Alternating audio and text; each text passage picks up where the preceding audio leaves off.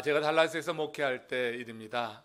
그 지역에서 매우 잘 알려진 의사 한 분이 계셨어요. 중국 분인데 다니엘 첸이라고 하는 중국 의사입니다. 제가 그 다니엘 첸을 처음 만났을 때 그 모습이 하도 인상적이어서 늘 기억하고 또 가끔 관용도 합니다. 예약 시간에 맞춰서 그의 오피스에 도착했을 때 한 환자를 의사 가운을 입은 분이 붙잡고 간절히 기도를 하는 거예요. 알고 보니 그분이 닥터 첸이었습니다. 제가 목회를 해오면서 여러 신실한 목사님 의사들을 많이 보았습니다. 그런데 이 닥터 첸처럼 자신의 일터에서 공개적으로 주의 이름으로 기도하는 사람은 그때 처음 보았습니다. 그래서 그에게 제가 느낀 점을 이렇게 전했어요. 닥터 첸, 저는 이곳에서 목회하는 한국 목사인데 당신이 조금 전에 환자를 위해서 기도하는 그 모습이 정말 인상적이었습니다. 감동을 받았습니다. 그랬어요. 그랬더니 제가 목사라고 밝혀서 그랬는지 그 환자에 대해서 좀 설명을 해줬습니다. 그분 얘기가 이런 말이에요. 그 환자는 에이즈 말기 환자입니다. 그리고 저는 의사지만 또한 교회에서 설교를 합니다. 그러니 환자를 위해서 기도하는 것은 당연하지요. 그는 자신이 배운 의료 그 기술로 환자를 치료하는 것을 돕지만 궁극적으로는 만병의 의원 되신 예수 그리스도께서 그를 치유하시기를 원하는 마음에 기도한다. 이러면서 제게 말했습니다. 그리고 저를 위해서 진료할 때도 예수의 이름으로 먼저 기도하고 그렇게 진료를 해줬습니다. 그는 자신의 일터에서 그야말로 하나님이 함께 하신다고 하는 믿음을 갖고 살아갔던 신실한 크리스천이라 이렇게 생각합니다. 오늘날 우리 신자들 중에 어떤 이들은 하나님은 교회 안에만 갇혀 있는 것으로 여기고 그렇게 사는 것처럼 실생활에서 하나님 없이 사는 분들이 없지 않아 있습니다. 예수님께서 마태복음 5장 14절에서 이렇게 말씀하셨습니다. 너희는 세상의 빛이라 산 위에 있는 동네가 숨기우지 못할 것이라 그랬어요. 우리가 사는 삶의 현장 그 일터에서 우리가 예수 믿는다고 하는 것을 산 위에 있는 동네가 사람들에게 가리우지 못하는 것처럼 우리는 세상에서 예수 믿는다고 하는 그 모습이 세상 사람들에게 다 드러나야지 된다고 하는 건데 실제 우리의 삶을 보면 그렇지 못할 때가 많이 있는 거예요. 여러분, 하나님은 교회뿐만 아니라 우리가 살아가는 삶의 현장에도 늘 함께 하시는 줄로 믿습니다. 그 삶의 현장에서 만난 하나님, 그 하나님으로 인해서 받은 은혜, 그것을 나누는 삶이 우리의 일상생활이 되었으면 좋겠어요.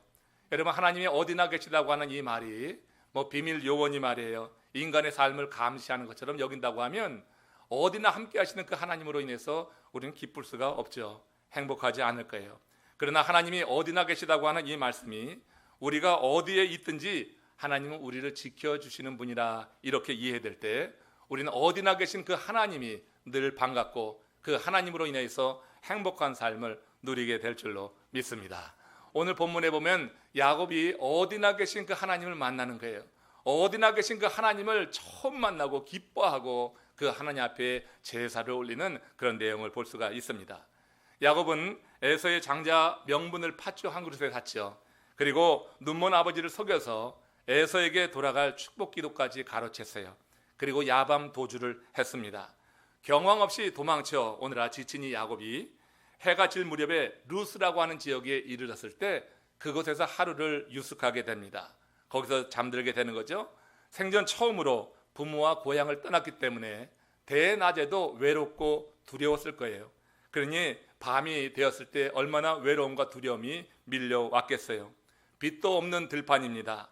동물 울음소리만 가득한 그 들판입니다. 거기에 혼자 있다고 한번 상상을 해보세요. 여러분, 머리가 솟는 겁니다. 소름이 끼치는 것입니다. 그런데 성경에 보니까 이 야곱이 깊이 잠을 든 거예요. 그 상황 속에서 깊이 잠들었어요. 우리가 어떻게 생각할 수 있을까요? 두렵다는 생각을 할 수 없을 만큼 야곱은 아마 피곤했을 것이다 이런 생각을 할 수 있고요. 생사를 하나님께 맡기는 믿음이 있어서 그런 상황에서도 잠이 들었겠다 이렇게 생각할 수 있을 것입니다. 신실한 여러분들은 야곱이 생사를 우리 하나님께 다 맡기고 모든 것을 맡기고 편하게 잠들었다 이렇게 여러분 생각하고 싶죠.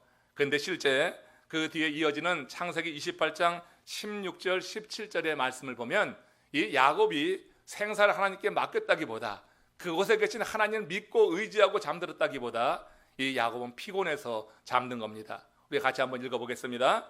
여호와께서 과연 여기에 계시거늘 내가 알지 못했도다.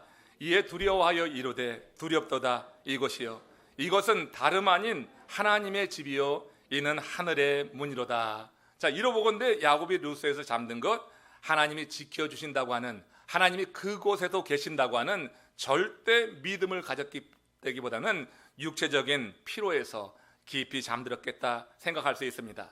그러나 그가 그곳에서 왜 그렇게 피곤했는가, 이 점을 생각하면 우리가 상당히 은혜를 받을 수가 있는 거예요. 하나님이 베푸시는 영적인 복을 믿는 그 믿음이 있었기에 야곱은 안정된 집을 떠나서 그 들판에서, 거친 들판에서 잠들 수밖에 없었던 거예요. 그 하나님의 약속에 대한 꿈만 없었다고 하면, 그 약속을 믿지 않았다고 하면 야곱이 그런 일을 버리지도 않았을 것이고 야밤도주를 하지 않았을 것이고 들판에서 잠도 자지 않았을 것이에요. 그러나 하나님의 약속에 대한 꿈과 그 비전과 그 약속에 대한 그 믿음이 있어서 야곱은 안정된 집을 떠났어요. 부모를 떠났어요. 그리고 홀로 그렇게 외롭게 들판에서 잠들어 있다고 하는 것입니다. 그러니까 그런 점이 우리에게 은혜가 되죠. 이렇듯 여러분 충성스럽게 영적인 복을 사모하는 야곱을 하나님께서 찾아가 주신 거예요. 그것은 거룩한 성전이 아니라니까요. 하나님이 야곱을 만나 주신 것은 거룩한 성전이 아니라 거친 루스 들판이었다고 하는 거예요. 하나님은 어디나 계시다고 하는 것을 야곱은 이때 처음 알았어요. 그래서 뭐라고 했습니까? 이에 두려워하여 이르되 두렵도다. 이것이요 이것은 다름 아닌 하나님의 전이요 하늘의 문이로다. 야곱은 그때 하나님을 만나고 어디나 계신 하나님을 직접 체험한 것입니다. 처음으로 그 하나님을 경험하는 이런 놀라운 은혜를 우리 야곱이 누리게 되었다고 하는 거예요. 여러분, 우리 하나님께서는 어느 공간에 갇혀 계시는 그런 부자유한 하나님이 아닌 줄로 믿으시기 바랍니다. 하나님은 공간을 초월해서 어디나 편재하시는 하나님이에요. 그래서 어려운 말로 무소부재라고 하는 말을 합니다. 하나님은 어디나 계신 그 하나님이에요. 여러분, 아모스 선지자는 이스라엘 백성들이 하나님을 어느 공간에 가둬두려고 하는 시도를 했을 때 그걸 경고하는 말씀을 이렇게 하고 있습니다. 아모스 5장 4절 5절 말씀에는 바로 아모스가 하나님을 공간에 가둬두려고 하는 이스라엘 백성들의 시도에 대해서 책망하는 말씀입니다. 같이 읽습니다. 여호와께서 이스라엘 족속에게 이와 같이 말씀하시기를 너희는 나를 찾으라. 그리하면 살리라. 베델을 찾지 말며 길갈로 들어가지 말며 부엘세바로 나가지 말라. 길갈은 반드시 사로잡히겠고 베델은 비참하게 될 것입니다. 여기 베델, 길갈, 부엘세바는요 야곱과 여호수아와 아브라함에게 굉장히 의미 있는 장소예요. 지금 여기 보듯이 루스라고 했지만 이곳이 나중에는 베델로 기억되는 거 아닙니까?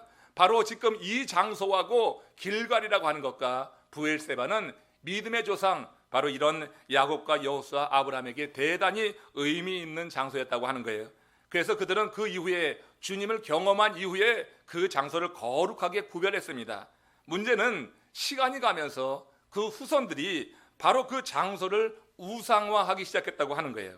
문제가 그때부터 발생하기 시작하는 것입니다. 이스라엘 백성들의 신앙이 특정한 장소에 갇히게 되는 것이에요. 그러면서 하나님을 진정으로 찾기보다는 장소를 찾아가는 것으로 영적인 의무를 다했다, 이렇게 생각하는 그와 같은 잘못을 저지르기 시작한 겁니다. 이때부터 그들은 경건의 능력을 상실하게 되고 경건의 모양만 갖게 되는 거예요. 베델로 나가기만 하면, 길갈로 가기만 하면, 부엘세바로 가면은 그러면 우리 영적인 의무 다 했다 했지만, 실제로 여러분 하나님의 살아계심에 대한 믿음이 없이 장소만 찾아가는 것으로 가지고는 그 신앙이 견고히 설 수가 없는 거예요. 오늘 우리가 이 거룩한 성일 주의 전으로 왔지만 여러분, 하나님은 이곳에뿐만 아니라 여러분들의 일터에도 계심을 믿으시기를 축원합니다. 그러나 우리가 이곳에 오는 것은 좀 더 강하게, 좀 더 하나님의 임재에 대해서 온 성도들과 함께 누리면서 같이 축하하기 위해서 함께 나와서 하나님을 예배하는 것뿐이라고 하는 거예요. 하나님은 인정한 장소에 가둬두는 것 하나님은 원치 않으세요. 하나님은 어디나 계시기 때문에 어디나 계신 그 하나님을 의식하고 그 하나님 안에서 살아가는 삶을 하나님께서는 원하신다고 하는 것입니다. 그리고 어디나 계신 그 하나님을 만날 때 하나님은 우리들에게 그곳에서 하나님께서 필요한 말씀을 허락해 주신다고 하는 거예요. 아모스 선지자는요 하나님의 속성을 5가지로 말하는데 아모스 4장 13절에서 그 5가지로 말하는 것 가운데 아주 전 중요하게 여기는 것 하나를 오늘 강조하기 원합니다. 한번 같이 읽어보겠습니다. 보라, 산들을 지으며 바람을 창조하며 자기 뜻을 사람에게 보이며 아침을 어둡게 하며 땅의 높은 데를 밟는 이는 그의 이름이 만군의 하나님 여호와시니라. 여기서 하나님이 어떻게 분으로 설명되고 있어요? 하나님께서는 산을 지으시는 분이다, 바람을 창조하시는 분이다. 그러니까 창조주 하나님으로 계시되고 있어요. 근데 그 다음 구절이 저는 의미가 있는 거예요.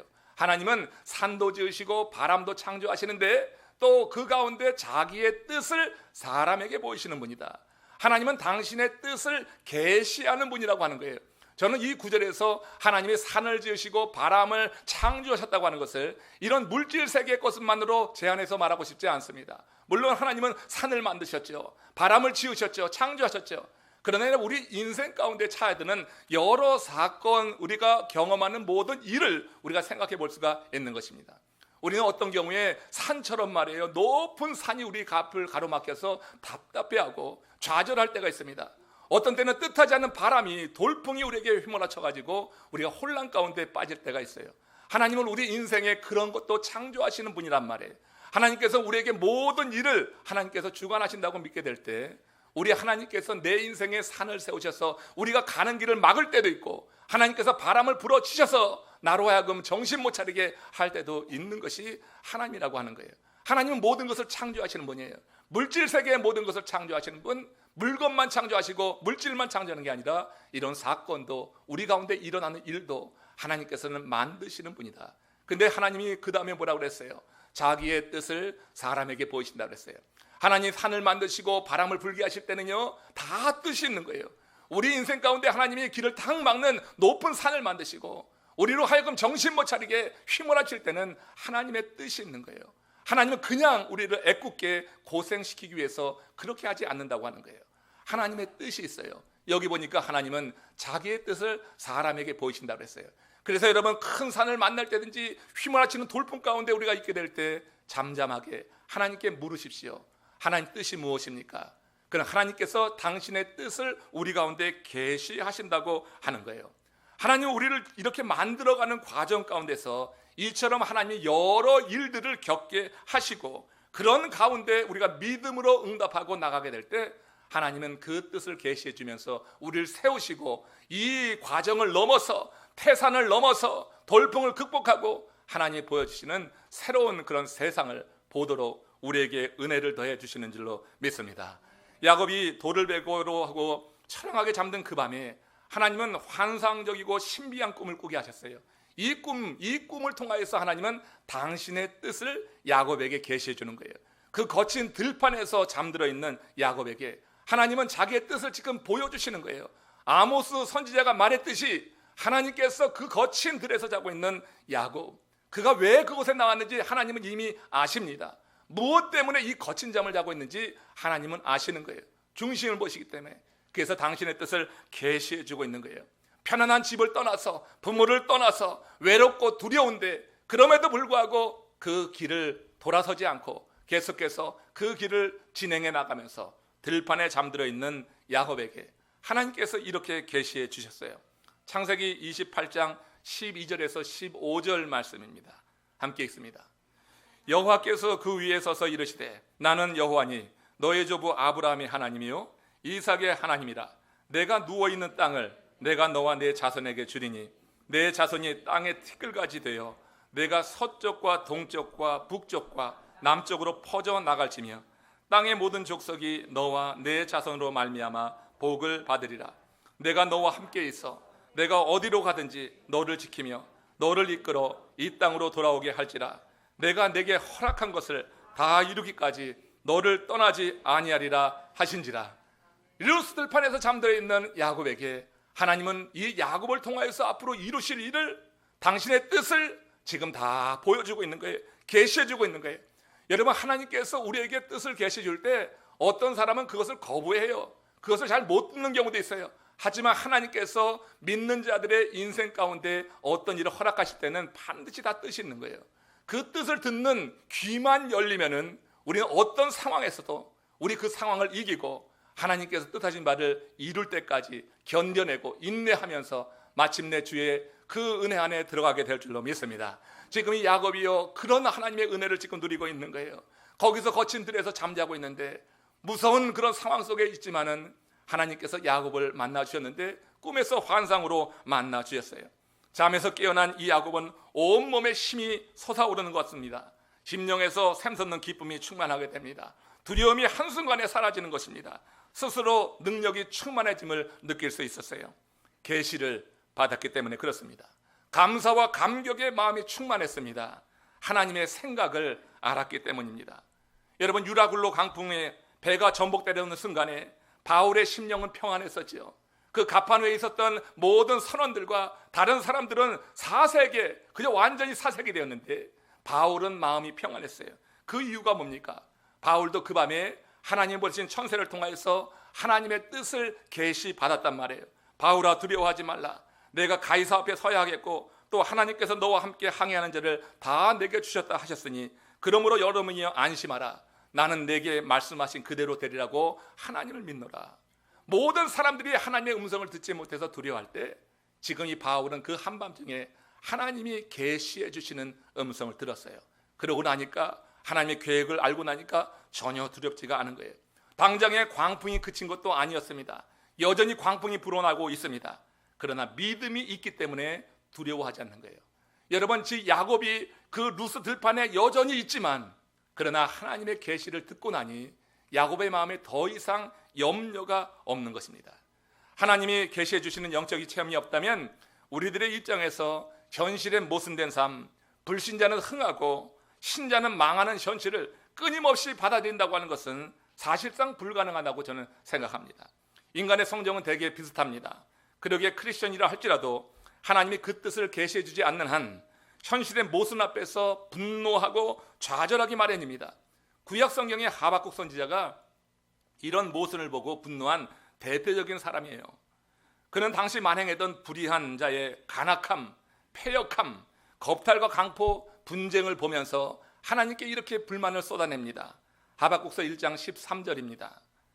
주께서는 눈이 정결하심으로 악을 참아보지 못하시며 패역을 참아보지 못하시거늘 어찌하여 거짓된 자들을 방관하시며 악인이 자기보다 의로운 사람을 삼키는데도 잠잠하시나이까. 이게 여러분 하박국 선지자의 불만이었어요. 하나님의 뜻을 모르니까 이렇게 말할 수밖에 없는 거예요. 현실 세계에서 악인은 흥하고 의인이 어려움 가운데 처하는 이 현실 가운데 하박국은 그렇게 고민하면서 하나님께 마음을 쏟아냈습니다. 만약 하박국에게 하나님이 계시하신 특별한 체험이 없었다고 하면 그의 분노와 좌절은 그의 마음에 고착이 되는 것입니다. 하느님과 사회에 대한 깊은 증오와 불신과 무관심, 그런 걸 불러일으킬 수 있습니다. 그러나 하나님은 의에 줄이고 목말라 했던 하박국에게 악인의 최종적인 그와 같은 멸망에 대해서 친히 계시해 주셨어요. 그 계시를 듣고 나자 하박국이 믿음이 생겼어요. 그러면서 하나님을 찬양하는 장면이 하박국 3장 16절과 18절입니다. 함께 읽겠습니다. 내가 들었으므로 내 창자가 흔들렸고 그 목소리로 말미암아 내 입술이 떨렸도다. 나는 여호와로 말미암아 즐거워하며 나의 구원의 하나님을 말미암아 기뻐하리로다. 하박국은 하나님의 계시를 받았어요. 하나님의 음성을 들었어요. 온 몸이 떨리는데 그 떨림이 얼마나 요란했는지 내 창자까지 떨리는 거예요. 여러분, 하나님의 음성을 들린다고 다 이런 반응이 나오는 것이 아닙니다. 믿음이 있는 자가 이런 반응이 나오는 줄로 믿습니다. 이게 무슨 소리인가 하고 여러분 무시하는 경우도 있어요. 하나님께서 우리에게 마음으로 감동으로 응답하십니다. 하나님의 뜻을 계시하십니다. 그럴 때 여러분 온몸에 전율이 느껴지는데 어찌 창자까지 흔들렸단 말이에요. 그 목소리로 말미암아 내 입술이 떨렸도다. 나는 이제는 여호와로 인해서 즐거워할 수 있겠다. 나의 구원의 하나님으로 말미암아 기뻐하리로다. 잠시까지만 해도, 전까지만 해도 불평 불만이 쏟아져 나왔습니다. 그 마음 가운데 하나님을 향한 불신도 생길 뻔했습니다. 그러나 그렇게 갈급한 심령으로 주님께 부르짖는 이 아모스의 하박국 선지자에게 하나님께서 계시해 줄 때 그의 마음이 변화가 일어나게 되는 거예요. 그 두려움은 사라지고 이제 하나님을 향한 즐거움과 기쁨으로 이렇게 고백하게 됐던 것입니다. 여러분, 계시를 받은 야곱이 그랬습니다. 하나님으로부터 그 밤에 그 루스에서 계시를 받게 되자 야곱은 해가 중천에 떠오를 때까지 기다릴 수가 없었어요. 그 새벽 일찍 일어났습니다. 하나님께 예배를 드리기 위해서였어요. 갑자기 상황이 반전된 것이 아닙니다. 여전히 루스 들판에 있습니다. 그가 있는 곳은 아직까지 인적이 드문 그 들판입니다. 그러나 하나님의 생각을 알고 나니 그저 감사하고 싶은 거예요. 그래서 베개로 했던 돌을 세워서 단을 쌓고 거기에다 감사의 제물을 올리게 되는 거죠. 여러분, 제사에는 제물이 있어야 되는 것입니다. 제단을 쌓고 그 위에 양을 잡아 놓던지 새를 잡아 놓던지 제물을 드려서 제사를 드려야 하지만 도망자인 야곱의 입장에서는 그런 제물이 없었어요. 다른 순례자들처럼 뭐 양을 끌고 온 것도 아니고 자루에 새를 담아온 것도 아니란 말이에요. 다만 그가 갖고 있는 것은 한 가지 있었습니다. 그건 기름입니다. 이 기름은 나그네들에게 필수품이에요. 이 기름은 상처가 나면은 치료하는 치료제가 되고요, 밤에는 불을 밝히는 그와 같은 일을 합니다. 그 나그네는 꼭 기름을 소유하고 다녔단 말이에요. 지금 양은 없습니다. 자루에 비둘기도 없습니다. 그가 갖고 있는 것은 그의 지금 가는 길에 꼭 필요한 이 기름밖에 없는데, 그는 단을 쌓아서 그 귀한 기름 꼭 필요한데, 그런데 하나님으로부터 받은 응답, 계시, 하나님의 음성을 듣고 나는데 이걸 어떻게 표현하고 싶은 거예요. 그러니까 자기가 꼭 필요한 것이지만 그 기름을 다 그 단 위에 붓게 되는 것입니다. 야곱은 하나님의 임재를 경험한 후에 기름이 아깝지 않았어요. 내가 이제 앞으로 가는 길에 어떤 일을 만나면 어떡할까 두려워하지 않았어요. 그 앞길을 하나님께 완전히 이제 맡기게 되었어요. 맡기고 그래서 그 기름을 부어 넣게 되는 것입니다. 이런 행위는 온전히 야곱이 하나님만 이제 의지하겠다고 하는 그런 표현입니다. 야곱은 하나님이 그의 마음을 받으시기를 원했을 거예요. 놀라운 하나님의 사랑과 그 은혜에 감동한 그의 마음을 하나님이 받기를 원하셨을 것입니다. 과연 하나님께서 나를 사랑하시는구나, 이 쓸쓸한 루스 땅에도 하나님은 계시는구나, 뜨거운 눈물과 감격, 바로 그것이 야곱이 하나님께 드린 제물이 되었습니다. 이제는요, 야곱이 어머니 리브가에서 들어서 생긴 믿음이 아닙니다. 어머니로부터 들어서 아는 하나님이 아닙니다. 이제 야곱은 직접 보고 알게 된 영적인 세계, 거기에서 눈이 열리게 된 거예요. 어머니로부터 얼마나 많이 들었습니까? 자라면서 많이 들었습니다. 어머니 치마 자락 붙잡고 자란 사람이 야곱이에요.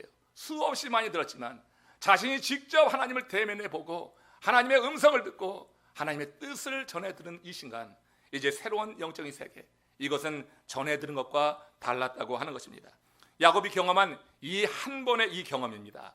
대단히 중요한 것입니다. 이 한 번의 경험이 야곱의 인생을 체험 이전과 체험 이후로 나누게 되는 거예요. 여러분, 우리가 신앙생활하면서 이런 경험은 한 번 옵니다. 내 삶을 체험 이전과 체험 이후로 나누는 그런 경험이 우리 가운데 있게 될 때 우리 인생은 담대함이 생깁니다. 하나님을 향한 전적인 믿음이 생길 수 있는 것입니다.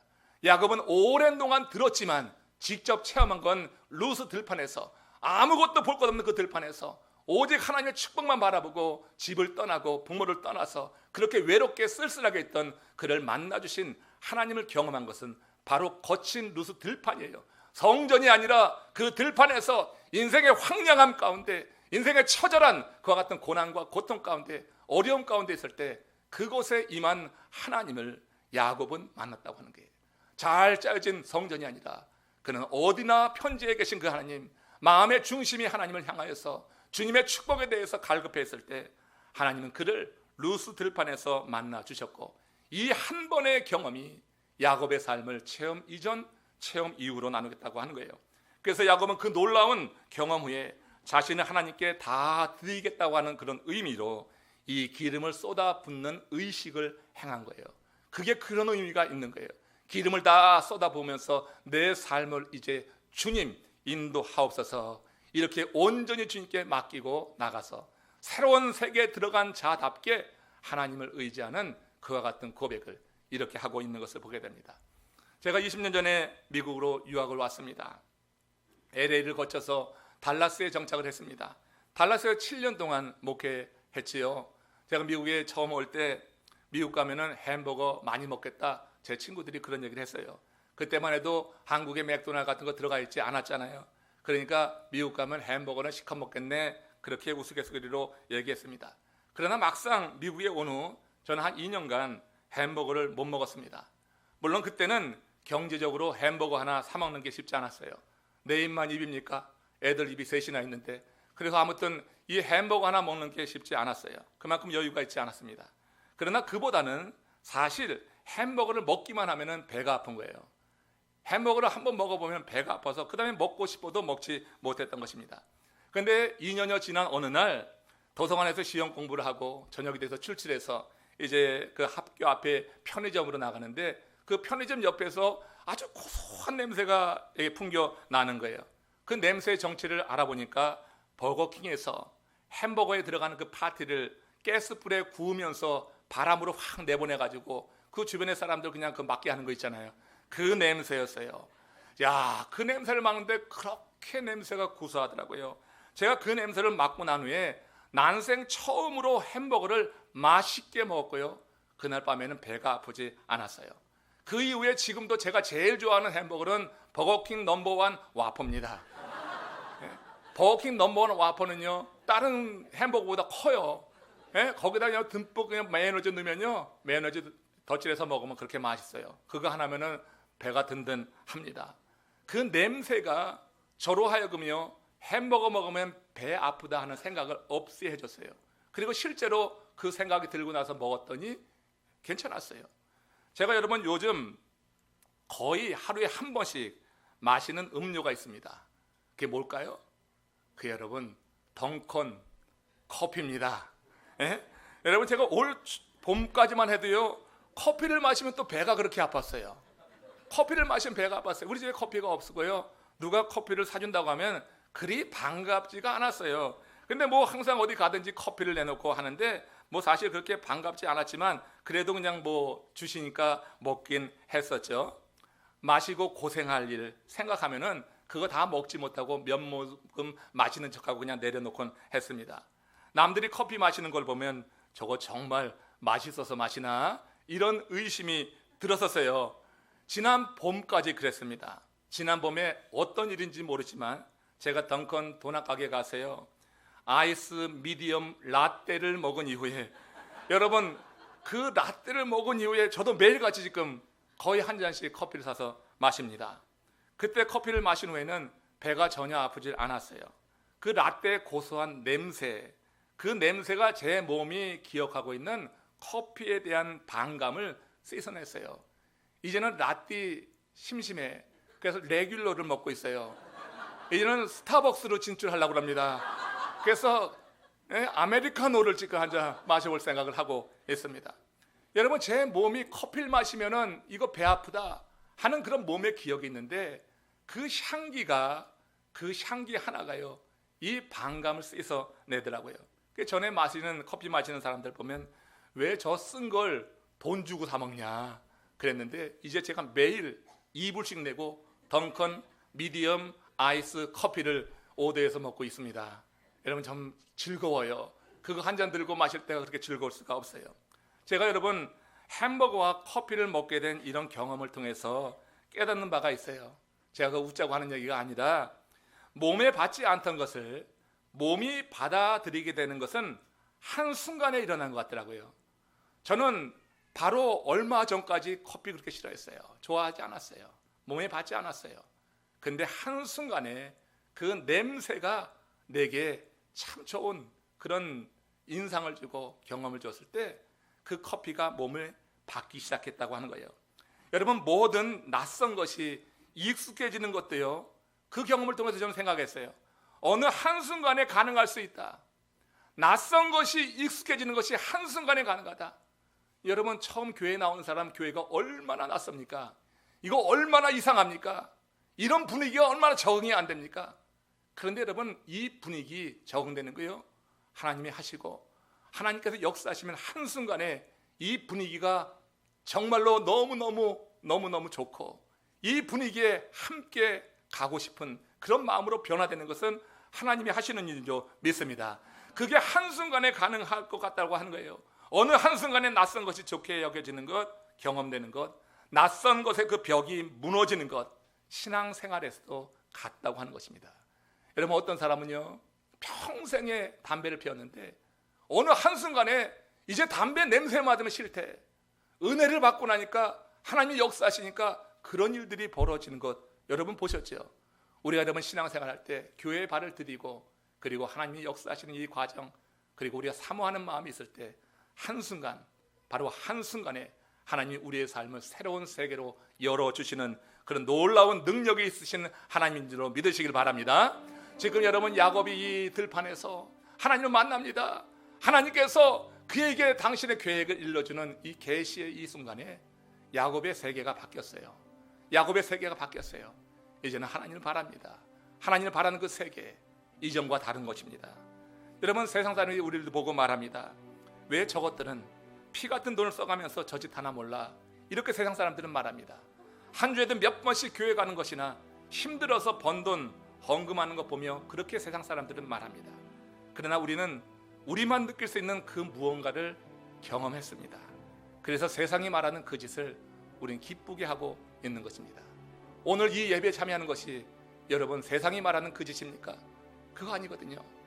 우리 많은 여러분들이 오늘 드리는 이 예배를 정말 하나님이 주시는 은혜 안에서 기쁨으로 하나님이 받으실 만한 제사로 올리는 줄로 믿습니다. 내 자신을 죽여서 하나님 기뻐하시는 그 예배, 신령과 진정으로 예배해서 하나님께서 내게 주실 은혜를 기대하고 하나님 그 말씀 가운데 날 깨닫게 하고 내 세계를 열어주시는 것을 기대하면서 오늘 우리는 예배하지 그 짓을 하고 있는 게 아니에요. 이 거룩한 성일, 주님의 전에 나와서 예배하는 이 하나의 시간, 이 시간도 너무나 귀한 겁니다. 예수님을 제대로 맛본 사람이라고 하면 그 신앙생활의 맛과 깊은 향을 잊을 수가 없는 것입니다. 그 향은 믿는 이들에게는 생명과 같은 것입니다. 그 향은 바로 우리가 무엇을 하고도 바꿀 수 없는 정말 우리 삶에 큰 변화를 일으키시는 하나님이다 하는 것입니다. 그래서 시편 36편 9절에 보면은 진실로 생명의 원천이 주께 있사오니 주의 비단에서 우리가 빛을 보리이다, 이런 다윗의 고백을 우리도 하게 되는 거예요. 생명의 원천이 주께 있습니다.